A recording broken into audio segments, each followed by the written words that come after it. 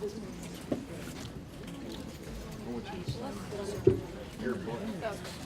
But I want you to say something that costs you another.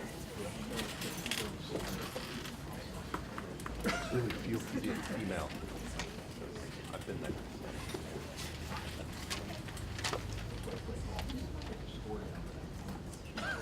It's an aspiration.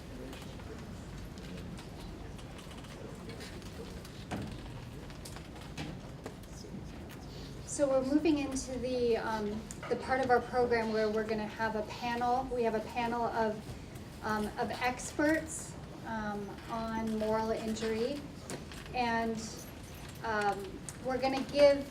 I'm going to do all of the introductions at one time, so I don't interrupt. And then each of them has about 5 to 7 minutes to speak on the topic of moral injury and make any connections they want to make to the film or to their own work.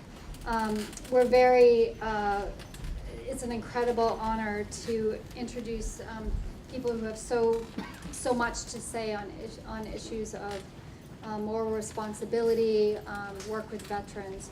And I'll read their names and do the introductions in the order that they will speak. Dr. Jennifer Wortmann is a clinical psychologist with mental health and chaplaincy at the Durham VA. She serves as instructor and consultant to chaplains enrolled in the Mental Health Integration for Chaplain Services course. Dr. Wortmann is engaged in a variety of research, educational, and clinical efforts related to mental health and chaplaincy integration. Her work is focused on the intersection of religion and spirituality with PTSD, moral injury, and meaning-making in the context of trauma, bereavement, serious illness, and young adult life transitions. Dr. Wortmann has additional expertise in measure development and psychometric evaluation. Second, we have Dr. Joshua Pederson, Assistant Professor of Humanities here at the College of General Studies at BU. His research and teaching interests are in trauma theory, modernist and contemporary literature, religion and literature, and he is the author of, his first book is Forsaken Son, Child Murder and Atonement in Modern American Fiction, and he's currently working on a book on moral injury in literature, which is now under contract at Cornell University Press. He's also my co-teacher in a course, interdisciplinary course on trauma. We have many of the students here, and it's been a pleasure to have him as a teaching colleague. Dr. Neta Crawford is professor of political science here at Boston University. Her teaching focuses on international relations theory, international ethics, and normative change. Research interests are in foreign policy decision-making, peace movements, discourse ethics, post-conflict peace building, utopian science fiction, and those are just several of the things that Dr. Crawford works on. I first came to know her work as a co-director of the Costs of War project, which considers the methods for understanding the costs and consequences of our current ongoing wars. She is author of several books, the most recent, Accountability for Killing, Moral Responsibility for Collateral Damage in America's Post-9/11 Wars. And we look forward to a book in process titled To Make Heaven Weep, Civilians and the American Way of War. Last, we have Dr. Barbod Salimi, Assistant Professor of Philosophical Psychology, Theological Ethics, and Peace Studies at Boston University School of Theology. He teaches courses in spiritual care, peace and violence, and the prophetic witness of Tupac Shakur, a very popular course. His work lies at the intersection of philosophy, psychology, religion, and ethics. His manuscript in process probes the psychology of violence through a socio-cultural phenomenological framework. That manuscript is presently titled, but it may change, One Nation Under War. from those introductions, you will see we have an esteemed panel, and I will turn it over to them. Thank you. Alrighty. Can you? There we are. Well, I'm Jen. It is a pleasure and totally intimidating to be here with all of you and in this multidisciplinary setting. I'm really, that's something that's really important to me, to work closely, not in just the silo of being a psychologist. And, you know, I was more prepared to sort of respond to what everybody else was going to say, but I'm going first. So, you know, it's very hard to summarize a topic like this. And my notes to myself got more complicated as I listened to all of you. So where to even begin? But I do work for the VA. I work for the Durham VA, but out of my home in Arlington, just down the road. So I had the privilege to be here. But of course, like Amy said, Chaplain Amy Levins cannot speak for the VA. I mean, I'm just here expressing my own opinions. But maybe I can lay out a few things that might be some interesting insights that maybe will spawn some questions. I did spend a couple years as a postdoc with Brett Litz, who has written extensively about moral injury, and David Wood. I'm only halfway through your book, but enjoying it immensely because it is a window into some of the material that we might otherwise only know through the stories of individuals that are willing to share them. I appreciated that about this movie, that it was the stories of two people who needed, I found that they did make themselves vulnerable, at least to some extent. And I think that the individual narratives of persons like them can be so, I mean, they're just essential for us as a community to hear, so that we can share the burden of responsibility, share the weight. There are so many keys or key elements that I feel like I could bring out, but maybe I'll go in order of my notes, because you know, as a psychologist in the VA, I've been exposed to the efforts, valiant efforts by VA to roll out evidence-based practices for PTSD. And I think that there is a healthy dialogue in the literature about seeing treatment or care for veterans being about more than just symptom reduction. It's not just about, and maybe even the woman who mentioned healing, or what would it mean to heal, and what would be the implications of healing, just to send someone back out. I think that the dialogue is broadening to recognize that it is not merely about symptom reduction, and this is not an issue that is confined to the individual. In fact, there is a place, and Chaplain Antal will speak to this tomorrow, there is a place, and a very important place, for painful emotion, and to sit with that, I think is how one of the individuals in the video talked about it, to be able to sit with himself. We have to do that for ourselves as providers in order to make space for people to share those stories. Kind of on the multidisciplinary tack here, I have the immense privilege now of working closely with chaplains in the VA, three of whom are here that I know of for sure. And our program, Mental Health and Chaplaincy program, is really about developing a more integrated system of care.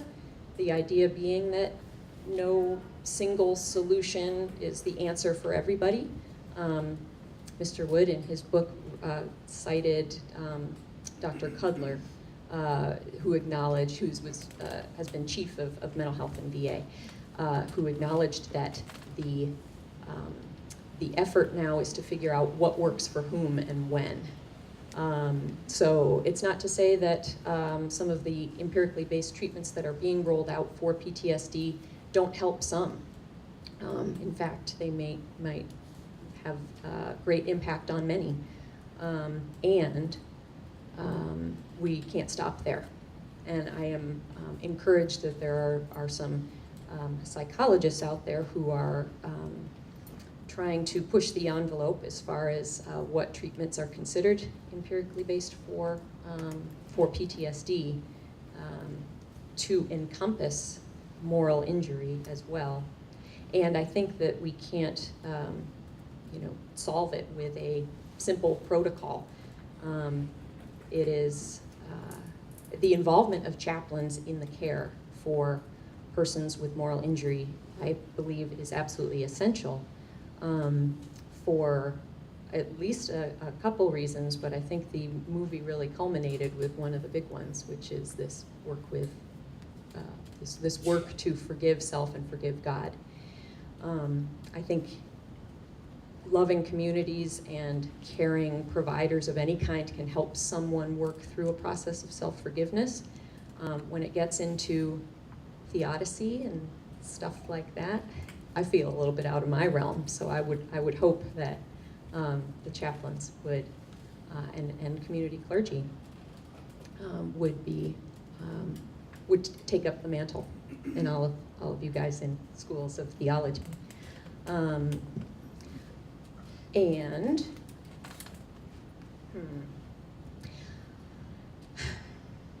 maybe one of the reasons that some of the treatments are effective for some now is that there is an anxiety component. There is a oh, that's 5 minutes, huh?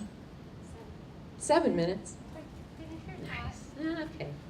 I mean, some of the highlights I think that came out for me in the movie were the idea of, again, this making space to be fully honest and acknowledge that we all have agency, and that is part of what leads to moral injury, and is also part of a healing process to sort of fully embrace the choice that we have to, choose what kind of future we want to have, to live a life that is consistent with our values, and that we're gonna commit to doing so. So I think there's opportunities for the treatment for PTSD to expand to include more of that holistic view of what healing might look like for an individual person and all the people that we care for.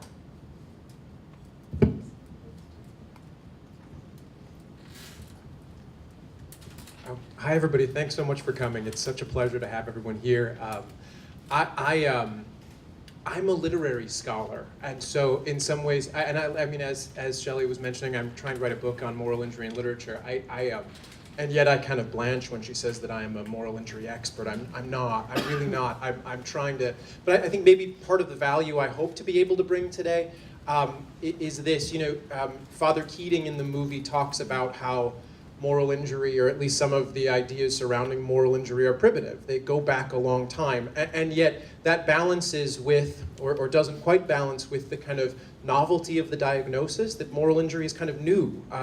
And one of the challenges that those who advocate for it and advocate for the efficacy of the treatment face is trying to prove that it's real. I mean, that it's real and old and legitimate and not just some new invention. So I hope that some of the value I can bring today is, and that I hope that my book might bring, is to kind of look at the prehistory of it. And so one of the chapter I'm working on right now, I'm kind of calling a genealogy of moral injury. I don't want to go so far as to say moral injury has existed as we see it now for hundreds and hundreds or thousands of years, but that some of the great authors have been thinking about moral issues for hundreds and hundreds and thousands of years, and that their moral compass might have picked up some of this stuff. So that's what I imagine some of this doing. So I'm going to read a little bit of literature, and I know it's going to feel weird because we're not quite there right now, but I think it's related in somehow because of the effort to make the case that this is primitive, that it goes back a long way. So one of the key symptoms of moral injury, according to, because I learned about moral injury from Brett Litz and then from Jen a number of years ago. And one of the key symptoms, as Brett Litz and others define it, is kind of a failure to contextualize the perceived immoral act, failure to kind of keep it in a particular time and place. It overflows its boundaries. This is Litz himself, or Litz et al. in the kind of 2009 essay that kind of kicks off the most recent round of moral injury writing. He says, the altered beliefs about the world and the self caused by moral injury are likely to be deeper and more global. For example, an individual with moral injury may begin to view him or herself as immoral, irredeemable, or unreparable, or believe that he or she lives in an immoral world. And actually, syntax picks this up in some ways. So I think one of the, and writers on moral injury will talk about this, that to a certain extent, the simple statement of moral injury is, I did a bad thing, or I committed an act that broke my moral code. But the slippage is where things start to go wrong, because we slip from I did a bad thing to I am a bad person, to potentially the world is bad, potentially even in this last move to, and often it does take, and Brett writes about this, it takes a religious turn to God is bad. So we have this kind of, these concentric circles that expand outward uncontrollably from the nexus of the act itself. And somehow the normal processing would be able to say, I did a bad thing, and yet these other statements proliferate in the language of those suffering from moral injury. And I think we do have kind of a record of that in literature. Even if and again, I don't want to say, I'm not saying moral injury has always existed, but ideas like this have been recorded for a long time. So I'm working with a lot of works that you guys have read before. I'm making the case that the Crime and Punishment is a moral injury text, and you see this slippage in Raskolnikov's language. He has a very, very hard time saying "I killed." So there's a piece where all this talk and commentary held Raskolnikov back, and the words "I killed," which were perhaps on the tip of his tongue, froze in him. So that contextualized statement that puts the act at a time and a place is difficult for him to say. It's much easier for him to say, to talk about his wickedness, to talk about his evil. And so the language that he is more comfortable with, it goes something like this. He's revealing everything to his sister late in the book, and he says, I'm wicked. I see that. Why do they love me so when I'm unworthy? So we don't talk about an unworthy act or an evil act or a wicked act. We talk about a wicked or an unworthy person. Talking to Sonia, he speaks in similar language. I have a wicked heart, Sonia. Take note of that. It can explain a lot.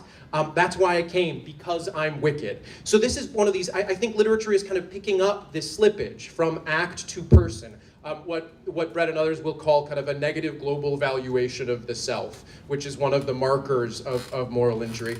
And you can also catch the further slippage in literature. I also have a little piece on Milton, on Paradise Lost. And if you know Paradise Lost at all, you know that one of the big things that happens in Book 10 is that as Adam and Eve come to terms with the wrong that they have done, the world shifts. It's and the earth felt the wound is the language, but it's a perfect illustration of this kind of second level of slippage that Litz is talking about. Bad act, bad person, bad world.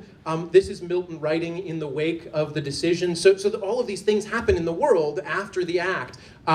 First, the sun changes its course in such a way as to introduce bitter cold and crushing heat. Then God charges the angels with reconfiguring the winds so as to birth frightening squalls. Here's the quote from Milton. To the winds they set their corners, when with bluster to confound sea, air, and shore, the thunder when to roll with terror through the dark aerial halls. So squalls get introduced into the world in the wake of the act. The final blow comes from death. And death renders the beasts beastly, so all of a sudden the fauna, the entire world turns on these people, and this is the perception of evil in what I would imagine is some sort of pre-moral injury state. Beast now with beast gan war, and fowl with fowl, and I'm sorry, I just think it's funny, and fish with fish, even the trout are battling one another now somehow. To graze the herb, all leaving, devoured each other, nor stood much in awe of man, but fled him, or with countenance grim glared on him passing. So the world kind of takes on this negative valuation as well. Shelly, how am I doing for time? I have 30 seconds. Well, so wrap. So I have another couple of examples, but I think I'll end this way. I think that if you look back at world literature, and I think you can make the case that something like moral injury pops up in a lot of places. In Shakespeare, I do a piece on the Mahabharata, I do a piece on the Rig Veda, I do a piece on biblical literature, that feelings like ideas like these proliferate in a lot of world literature. I argue that the kind of the controlling trope of moral injury is excess. It's kind of an evil that overflows its bounds from the perspective of the sufferer of moral injury. But, and this is I think the crucial piece. One of the to go back to the film at the end, I thought for my research the most valuable image of the film was the two men with the American Indian in the cave. To a certain extent, that is the context of moral injury. In the tiny, tiny world of moral injury, it feels as if evil fills up the space around you. And then, but he has this great thing. He says, if I had only known that I had stepped three steps to the right, then we go into context. There's this gigantic world, and then the moment of evil, which can be dealt with in that way. So in any case, that's what I'm working on. Thank you so much. I'm so excited to see what everybody else is talking about. I'm gonna stand. Just because I do that. It's better for me. I study, teach, and write about war, and I've done so for many decades now. I'm getting old doing this. Thank you. And one thing that I've learned in the almost 40 years I've been working on this subject is that we tend to overestimate the utility of force as a culture and underestimate the length of wars and their cost in blood and treasure. We also tend to focus on the short term and lose sight of long-term issues, costs, and consequences. So somebody was talking earlier, the chaplain, the active duty chaplain was saying, we've killed hundreds of thousands of people in Iraq and Afghanistan. Not just us, but all the participants in these wars. We've killed hundreds of thousands of people have died. Remember, 3,000 people died or so on 9/11. Right? About 7,000, 8,000 soldiers in the U.S. Armed Forces have been killed. There are at least 1,500 traumatic amputations. I think that's right. About 1,500 traumatic amputations, and there are many late amputations, so we don't actually have a good count of the amputations. We forget, not you, but our culture forgets, doesn't take in the long term. Then there's indirect death and injury in the places where we've been. Major injuries, there's high rates of mental illness in Afghanistan and Iraq, very high rates, untreated mental illness for children, adults.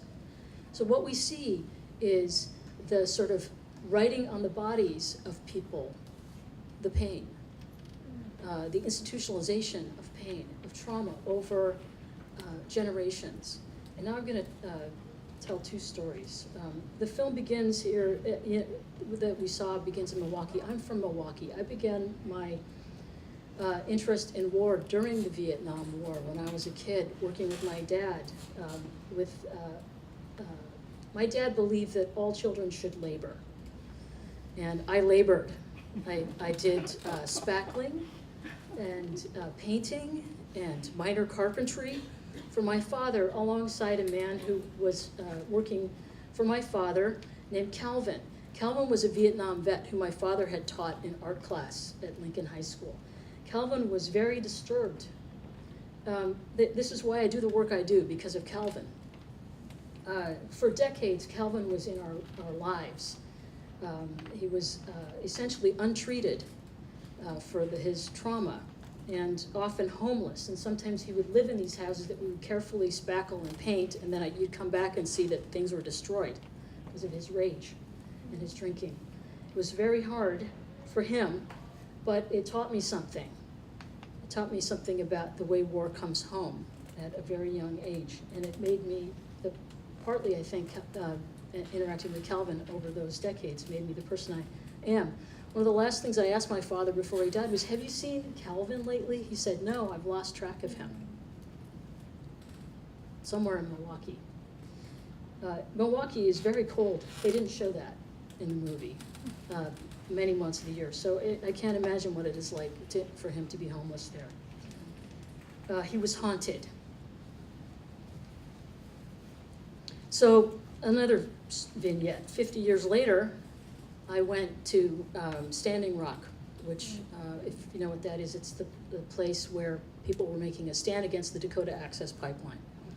And one of the reasons I went to Standing Rock is I wanted to, I was ready to put my body on the line, right? So you have to be prepared to get shot at, and many people were, but I wasn't really looking forward to that. That wasn't my goal.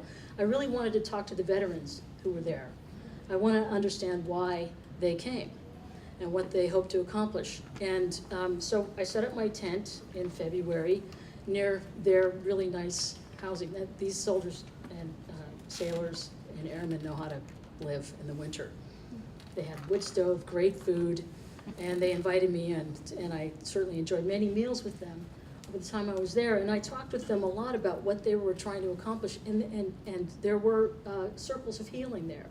Every night, there was a 24-hour fire that was kept by veterans for the camp, and circles of healing, and native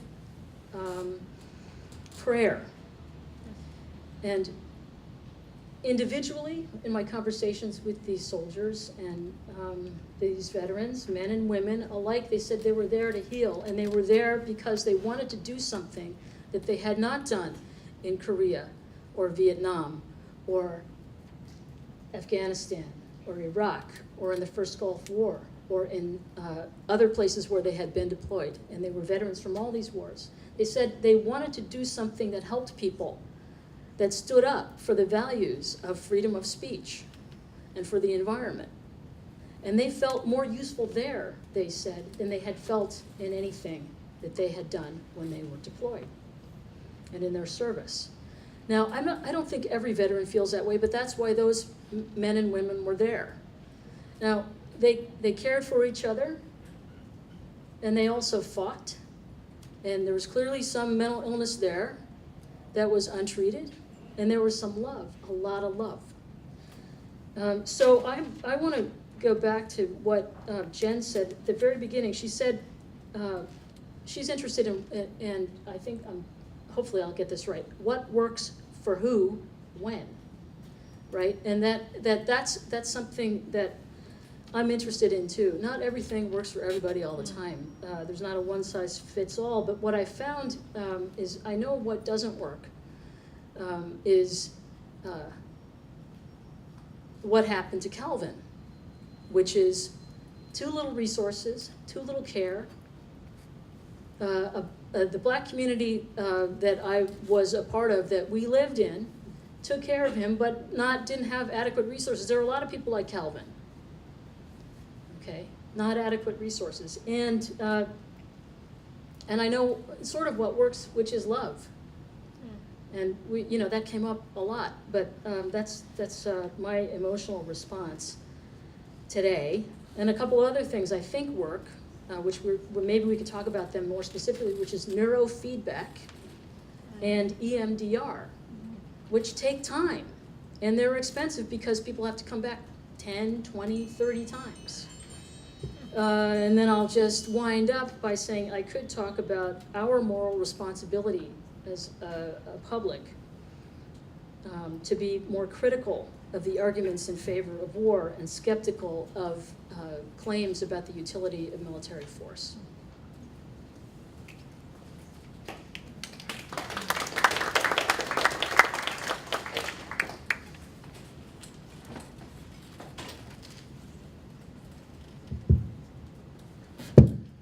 Thank you, Jen, Joshua, Neta.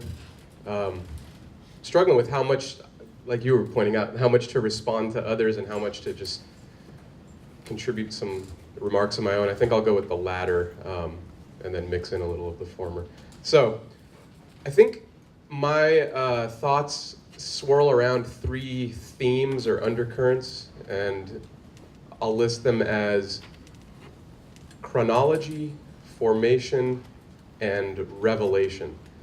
And I'm not going to talk about those in any systematic way, nor in that order per se, but hopefully I can signpost when they're coming up in what I have to say. So, first and foremost, chronology. I think one error that I see, certainly formulated out of my own research, which is open to be corrected. I'm hoping we can have a dialogue about that here. But it's that there is this timeline, and this thing happens, say the perpetration of some atrocious act, and then everything after is moral injury. I mean, it's even present in the clinical language of PTSD. It's post-traumatic. There's this thing that happens that there's a point of no return, or is there, right? So there's a signpost of chronology that I think is erroneous because, and here's the other part, because I think formation is a key ingredient in this question. That is to say, one of the things that stood out to me, there were 3 or 4 utterances that stood out to me in the documentary, one of which was, I believe it was Anthony, who said, it's not about, I'm paraphrasing, it's not so much about the rights and wrongs or Democrat, Republican, is this a just war or not, but it's about how did this happen? How did this come to be? Paraphrasing, that's not what he said. Mr. Wood's book is titled, What Have We Done? And I think that's a brilliant question on this spiritual, ethical dimension. I would add to that a list of questions like, how did I get to do what I did? And that I think, neglects the pre rather than the post, the formation of a person capable of doing certain things. So, another line that stands out to me is the woman who was saying something like, well, it's inhuman. It takes training in order to turn someone in, I'm paraphrasing again, turn someone into a soldier ready to kill. Well, I think that it takes more than 9 months of training. I think it takes a lifetime of training, the likes of which is in our everyday culture. So there's a formational component to this that readies somebody, I think, readies somebody for war, readies somebody for the capacity to commit an atrocious act like that. And here, finally, there's, I think, moral injury. I want to play with this idea that moral injury is actually a crisis of revelation. In classical psychoanalysis, there's this grand reveal where, and I'm not an advocate for classical psychoanalysis, but it's a helpful motif. There's this motif of where the analyst finally helps the analysander, the client, realize what they are or what they have been, the grand reveal. And all of a sudden, that's a crisis. It's also a breakthrough, but it's a crisis. But it's not something that takes place right in that session as an act or as a moment. It's a realization of what, not only what have we done, but how did I get here? The question Anthony asked indirectly. I think he was criticizing President Bush when he made his remarks, but or at least the documentarians sort of depicted it that way. But I'm interested in sort of problematizing our chronology, that moral injury starts with an act, and then we need to deal with the post effect. I'm interested in looking at our moral fabric on a day-to-day basis and how,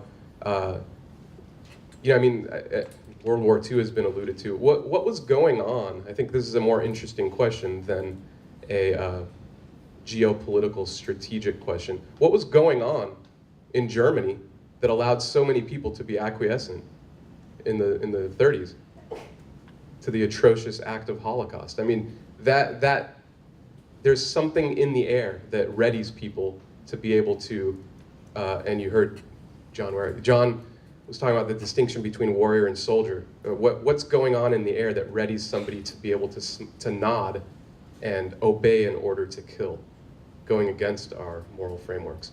So I'm interested in, I think where Litz goes wrong, if I may, is that the concentric circle model that he says is problematic presumes a nucleus in the middle, or the middlemost central concentric circle, which is the individual act, and that it's a problem for that to spread outward. I think if you reverse the model, what you see is that the concentric circle starts large, cultural, embodied, and it manifests in an act that you never thought you were capable of, but all of a sudden you are and you were. So questions like shame, guilt, regret come into the mix. And I think those are revelatory realizations about one's morality. Like, how did I do that? What am I? You know, I think that's what moral injury is. It's not a chronological post-state of symptomatic effect. So I want to play with these ideas a little bit. Hopefully I can be challenged on them, pressed on them, because I think that that would require some sharpening. Thanks for listening.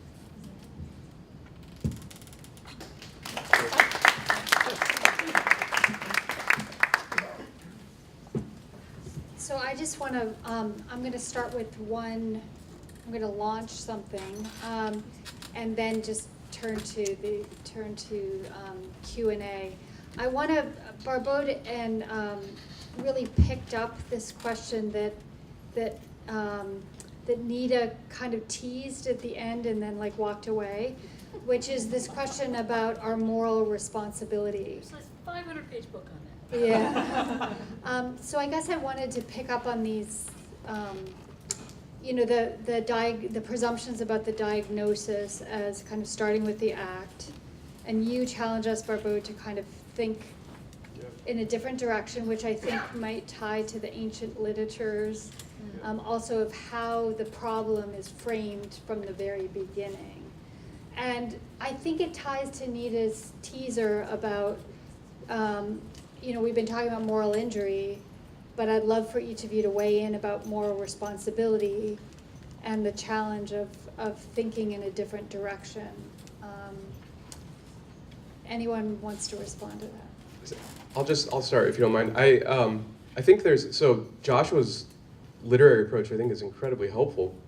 It strikes me though that there's two ways to go about this sort of project, and one is to and I'm not suggesting this is what you're doing, but one is to sort of detect modern clinical frameworks like Litz's in ancient literature. The other way is to see sort of an archetypal human problem that actually has a lot of truth to it. So a tendency for somebody to go cosmic, I think, is not necessarily evidence of a problem. I think it's a good thing for us to go cosmic. When you see your individual actions as having cosmic ripple effects, I think that's a good thing. I don't think that's a problem of grandiosity. I think it's a conviction of responsibility to be able to see yourself as having cosmic power. Again, hear the distinctions here. That I'm not trying to make grandiose statements, but I'm saying that actually scares the hell out of you enough to not obey an order that could have eternal ramifications. So I want to play with this word cosmic one last time, and then I'll hand the mic over. I heard, and it's not even so much that I heard it, he said it, he being Tom. It's not a religious quest for him. It wasn't a religious quest for him. So in the end, when he says, I forgive you, God, I don't think we have the right to theologize that. Instead, I think he's forgiving the cosmic force that located into himself, and you could say the cosmic force is God, but I think the cosmic force that has sort of become so mysterious and monstrous that it located in him and found him doing this act, right, is what he's letting go. And you know, if you look at the etymology of forgiveness, it's interesting. It's to release a debt, and so that's kind of what he's doing. I don't see him as necessarily looking up at an eternal being and saying, "Yeah, I forgive you." It's like, "Yeah, I'm going to let myself go of that cosmic responsibility and start anew." So I think that when we think of ourselves in the context is super important, but in the context of cosmos and cosmic responsibility, that's the right start. And literature can, I think, teach us that. It's a twofold lesson.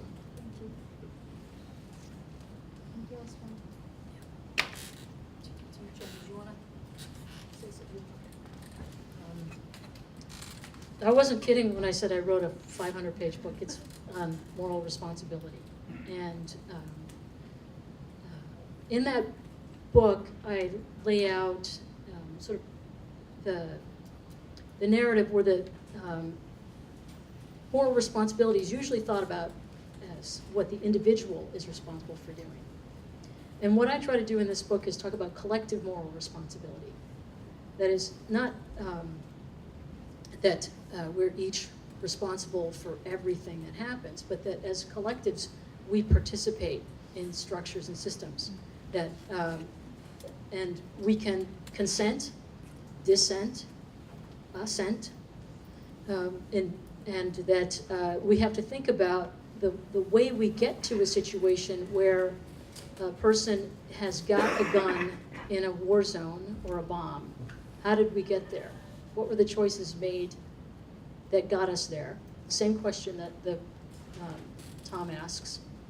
And then, what are the avenues where we didn't go down? What options didn't we pursue?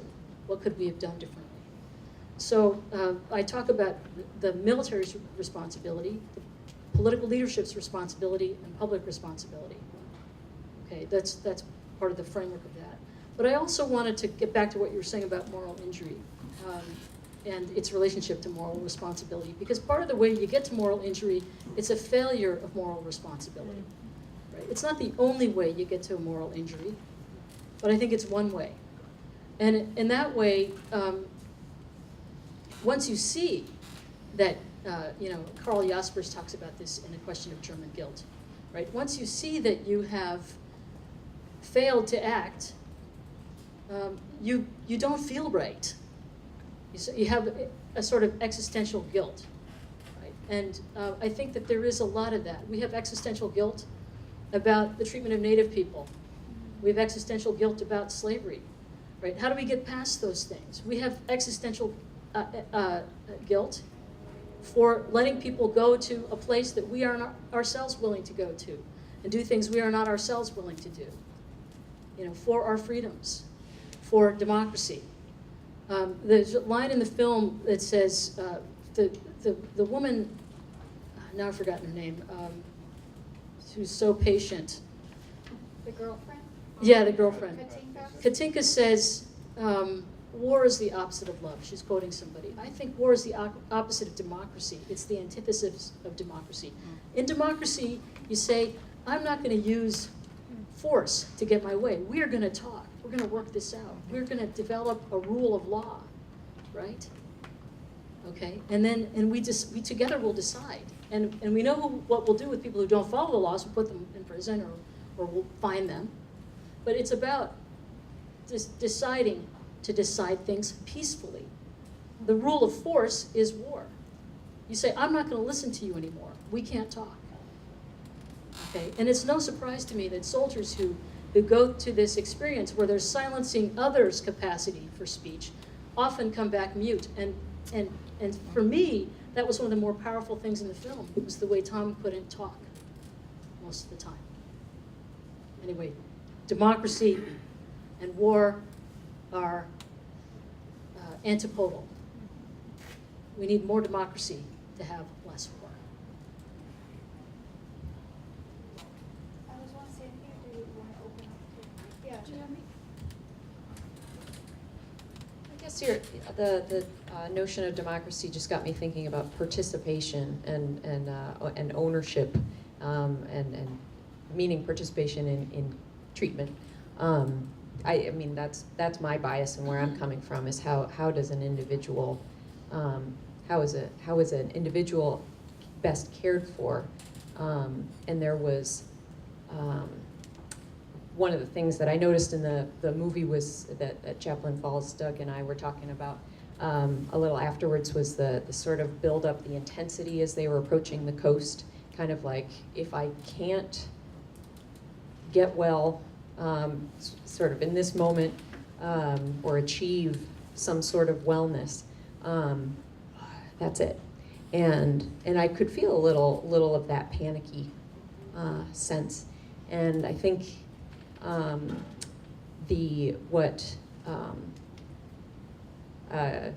I'm remembering Wolf, the Native American leader in the sort of cave rock formation, was talking about the work and the in suggesting that it's a really ongoing process. And I realize I'm still talking about the individual's work, and I don't think it is just a personal journey. I like that the movie had it be a journey of two people together who are supporting each other. It spoke to their values of service and serving each other and being there for each other, and that people did want to come along, even though maybe they didn't get it fully. But I took some hope from that. I think that even the fellow with the NRA hat who delivered the invocation, there were giggles and snickers and like, oh brother, with the that statement that he was making by wearing that hat. And I thought that prayer was one of the most lovely things, because he talked about asking for openness by each of us to fill in the blank, hear each other's stories perhaps. So even though it was an individual journey, there were it brought in this idea of community. And I will speak for individual care providers that we need to do more to not just situate the problem in the individual, but think broader. So let's open up to questions. Kyle, do you want to transport the mic? Kevin, do you want to? If you could stand up and introduce yourself so we know who's in the room. Hi, I'm Hebin. I'm doing my PhD work in Theology, and thank you for great discussions. And in terms of the healing process of the person who has these moral injuries, it strikes me that there's no conversations about the relation to the victim. Victim is a weird term, but the object of that atrocious act. So how do you position that relations in terms of healings of the individuals and in terms of the social responsibility?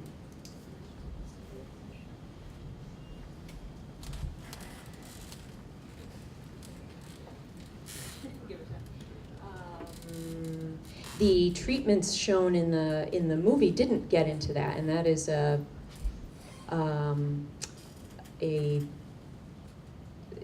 it is a consideration or maybe even a key piece of the puzzle for some treatments. I pause at that word because I think it sounds like it's you package a treatment into a protocol, and it's like administering a pill. It can be just as sort of appear as overly simplistic as a medication, but the relation to the other person in the scenario, or many other people, sometimes is addressed through letter writing or an empty chair technique, and the person who sees him or herself as the perpetrator is maybe taking the perspective of the victim. And I hesitate on those words too, and you did as well, because it's more complicated than actor and just agent and recipient. It's much more networked than that. But the perspective taking, actually, that taking the perspective of the other person in the scenario, and also kind of taking on the perspective of a benevolent moral authority, someone who can help the person who's really mired in self-blame see some of the context. I don't think it's just about context. I think there's more to just sort of recognizing that there were more factors involved than just my individual responsibility. And it is taking individual responsibility, and it is receiving forgiveness. So I don't know if that fully answers your question, though. And that's within the treatment of moral injury as you're working with it, right? Is how does that, there are other ways I'm thinking about, like other veterans groups that do actually make journeys back to the place where they did the harm, and processes, John could talk, others could talk about that, is a kind of reparation with the land, with the people, and there are models for how that's done. I don't know if others want, I'm thinking about kind of ancient literatures that, whether there are models for how the harm done is addressed, a kind of broader treatment. Well, I was just, to the kind of roles of victim and perpetrator, one of the things that advocates for the diagnosis will talk about, I mean, because again, you've got this novel thing, and you say, all right, why are we just seeing it now? Why are we just starting to talk about moral injury in the last 10 years? And it's because I think you're right to suggest, or you're right to be onto this notion that no one is just one or the other. Everyone is a little bit victim and a little bit perpetrator, and especially in kind of war scenarios, and especially in kind of guerrilla war scenarios like Iraq and Afghanistan. The guy in the film who fired a sniper bullet through the car and hit the kid in the car behind might also have been the victim of an IED blast at the same time. So you're just having such a, it's so difficult to tease out those two roles. Which is not to, I mean, there's the treatment question, and then there's the question, the kind of philosophical question of how do you do these types of things. I keep on thinking of Camus, who kind of wrote the pamphlet, kind of Neither Victims Nor Executioners, to try to talk about the really messy moral ground that we all find ourselves in. We are all perpetrators in some ways and all victims in some ways, and to tease them out, even the words are helpful, but perhaps not in a sort of diagnostic way. Is it Primo Levi who talked about the gray zone? Yeah, there's a lot of gray there. But clearly in war there are people with weapons, and there are people who are sometimes powerless. Now, the people with weapons sign up to kill each other. As Bush says, they signed up for this, right? No, they sign up to kill each other. But the people without weapons are actually powerless, right? So I think we can say that there are some people who are not signing up for this.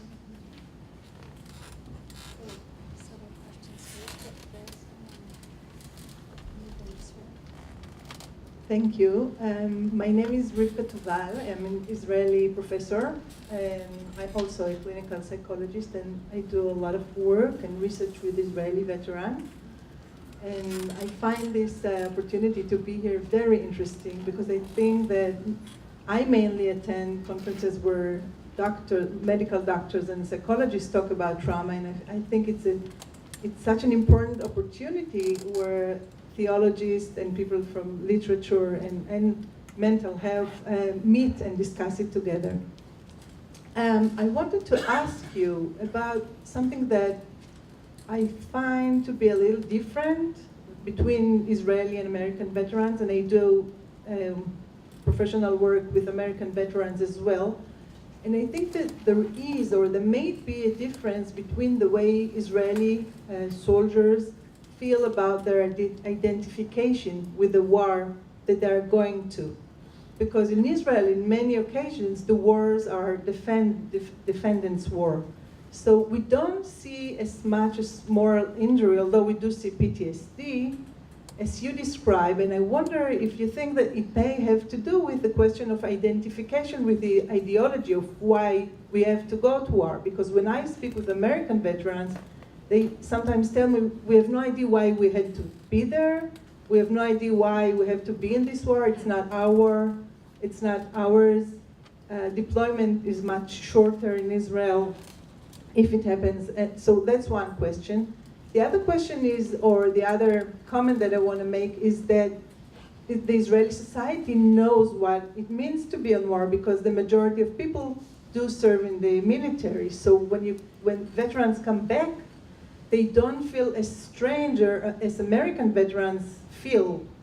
And I think that the feeling of estrangement is one of the obstacles for healing, because when people feel that nobody can understand what they went through, it makes it very difficult for them to share. Because just watching the film, it's a very difficult film to watch. There are many, many visual, difficult pictures to watch, and many people would just not be willing to watch it.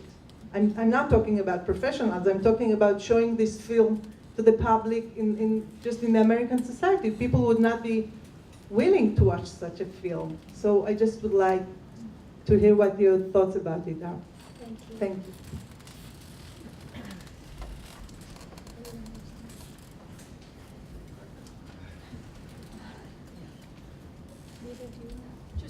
Just quickly, I think the question you raised about ideology is essential. And that's why, the good war is the good war, right? And people will maybe talk about some of what they did, right? I think that every war is sold as something good, just, virtuous, right. And the question is, over time, does there come a gap between the people in the population and their understanding of the goodness and the justness of the war, and the soldiers? And so that, in the Vietnam War, there was a gap.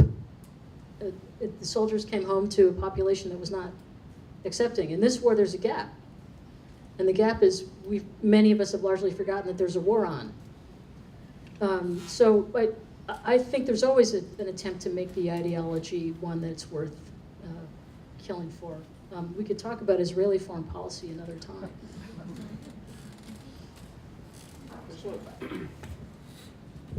I'd like to follow up that last part really quickly.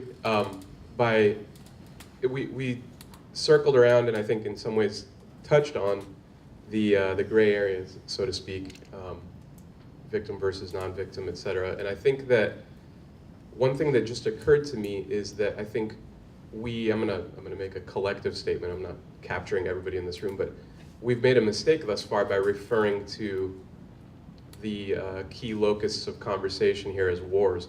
It's interesting to me that you would refer to the current situation in Israel as a war. It's also interesting that we're talking about Iraq as a war rather than an invasion. That's all I have to say. It's a slightly different direction, sort of, but just a couple reactions with the, maybe it's an interesting tidbit that, one of the main treatments for PTSD, prolonged exposure, was developed by a woman, Dr. Edna Foa, who is Israeli, and perhaps that treatment is so effective, especially in the context where there isn't some of this questioning, some of the just war questioning. And then just the second thought is to just recommend a couple chapters again out of Mr. Wood's book. The Rules Are Meant to Be Broken, I think, chapter, and the Just War chapter, which are really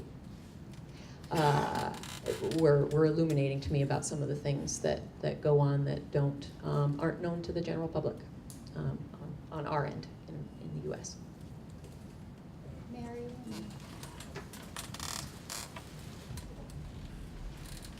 I can talk loud too. I think we're being live streamed, so it Okay. helps to have. My name's Mary. I'm a second year at the School of Theology, getting my master's in divinity. When we've been talking about moral injury, I've been reflecting on some conversations that I have had the privilege of being a part of at my family dinner table, many of whom are either currently active in the military or were formerly active in the military. And I've always had this internal struggle of in the ways that we talk about war in this really distant, way. We talk about war as if there aren't people dying or there aren't people killing other people. And they're just sort of these political maneuvers and things like that. And so as I'm watching these veterans reflect on their experience and to risk like romanticizing some of the pain that they're feeling, I'm also comforted that they're feeling these things, and that this, like the actions that they have been asked to take are being questioned and felt in this really deep way, and like you said, Dr. Salimi, this cosmic way. And I guess I'm wondering if moral injury also looks at those who come back or participate in military, or those of us that are watching wars happen, if there's also concern that we don't have moral injury or that we don't experience those same concerns together. I didn't understand that. Like, could you say a little Yeah. more about that? Yeah, I guess there's many veterans that are coming back from wars who are asking these questions and are really struggling with their own identities. They are not able to function in a day-to-day way. Yet, there are many people that are also coming back that are kind of returning to normal lives and kind of reintegrating into the world. And I don't know, and are they also reflecting on what their actions in that same way? And I guess, should we be concerned that they have integrated so well?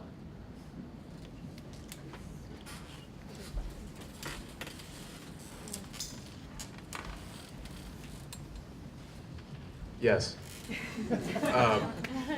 I think that going back to the nomenclature of PTSD, I know I'm railing on this, but I think that your comments actually grab at that a little bit. It's interesting, when I was taking my DSM class, I'm a clinical psychologist by training, and I remember asking the question out loud among 27 classmates, what would happen if, or what's the norm, so disorder implies order, and then immediately questions of normalcy come into the mix. A lot of diagnostic language is built upon the presumption of bell curve, right? If you're an outlier, something's wrong. So what do we want the middle part of the bell curve to be? Post-traumatic stress equilibrium? That you would go do what you do and come back and reintegrate? And I think you're pointing to a very compelling and urgent question that has to do with both the individual and the collective again, because it's a question of, should we be concerned about those individuals? But also, reintegration implies that they're ensconced in a particular way that doesn't actually problematize them to the point of moral injury. It's a delicate balance. It's not like we want to promote moral injury, but I think you're pointing to some really, you're pointing to the tensions of this a little bit. And it reminds me of the comments that were made earlier about full healing, and you alluded to those that what does that mean? Does that just, ready us for another 15 years, I think is what somebody said. So, great question. We're going a little bit over, but that's okay. Well, I'm certainly not taking the last I'm comment. trying to keep everyone here so that everyone stays for David Wood's keynote. So I found that a really interesting question, but I want to reframe it, because you asked it in terms of the individual soldier or sailor or whoever, right? Individual service member. And I think of this as we are in a context of a society, right? And that if we focus too much on the individual, and you alluded to, we can't pathologize everyone, we shouldn't, right? But if we focus too much on the individual, I think we're missing the sort of larger context. And there's something important in what you're saying, and I'm still wrapping my head around it. But I think that it gets back to collective responsibility, collective moral injury, a social milieu. It is the gray zone that Levy's talking about. It is Carl Jasper's ways of thinking about guilt. It's an elusiveness that to this question of all of our responsibility. And so I don't think that somebody who reintegrates with no problem is somebody that we should then pathologize, because why don't they have a problem? I think we need to think large in terms of what's wrong with us as a society, that for the 400 years that whites have been on this continent, moving west, much of it has been at war. Okay? Is there no other way? And then why is it that we think it's okay to sort of chew up bodies, either their bodies or our bodies? Okay, so that's the kind of thing that I'm grappling with. So thanks for raising that in that unique way. So, can you make a brief comment? This will be the last. Yeah, I can tell you brief because I know you well. Make it brief. You do know me well, and I speak till I say something. I just wanted to comment on the question that was brought up about the victims. And War's Journey Home, we write liturgy to address the widows and the orphans that we made through warfare. And then in ceremony, we lift those people up. And this is not just the veterans, but also the people with strong heart, the civilians. And so I think if we can find a way through the faith communities to write liturgy to address those problems, and we obviously can't go back and apologize directly, although we do try to do that. I've gone to Vietnam twice, once with Ed Tick, John Fisher, and I took my own group and planning to go back next year. But we do meet with former Viet Cong and North Vietnamese soldiers and ARVN. We kind of left them holding the bag. And talk about, there's confession that goes on, there's restitution, there's sorrow. And just a real quick story, and then I'm done. Okay. We went back with a reluctant Navy person, reluctant to go back to Vietnam, but because his wife insisted he did. We went to a place called Vong Tau, which is where the Saigon River comes into the China Sea, and he was on a fire mission there on his boat and killed 2 women that he was convinced were just harvesting mussels out of the river. But they followed orders, and the fire mission was, and they killed these 2 women. So we went back to Vong Tau in 2014 and did ceremony. There was a young Vietnamese family having lunch, having a picnic, and they invited us to join them. That was a healing moment. Because a sailor who 50 years earlier, he said, that could be the grandchildren or great-grandchildren of the women I killed. Now he's gone back 3 times since then on his own to take bicycles up the mountain yard villages, and he says, I destroyed that country. Now I want to make peace. I want to make restitution. It is possible, and we can do that in our services of worship, raise that level of awareness with our congregations. But yeah, we don't just measure the war dead, the casualties from what we lost. It's the 3 million Vietnamese people that died as a result of that war as well. So that's it. I hope that was short enough. So But wait, there's more. No. Then I'll shut you down. I want to thank everyone for really being careful listeners, staying with difficult topics, and I want to thank the panelists for the incredible contributions. So let's thank our panelists. Yeah.